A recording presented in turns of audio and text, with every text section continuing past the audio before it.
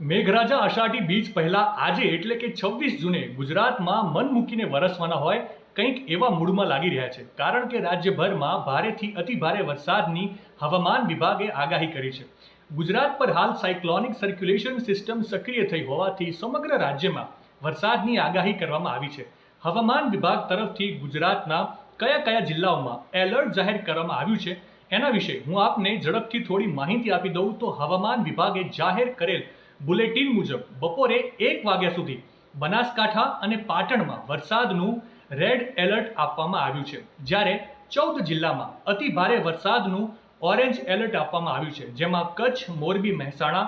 સાબરકાંઠા, ડાંગ, તાપી, સુરત, ભરૂચ, નર્મદા, જુનાગઢ, ગીર સોમનાથ, અમરેલી, ભાવનગર અને બોટાદમાં વરસાદનું ઓરેન્જ એલર્ટ આપવામાં આવ્યું છે, જ્યારે આ સિવાયના બાકીના તમામ જિલ્લામાં વરસાદનું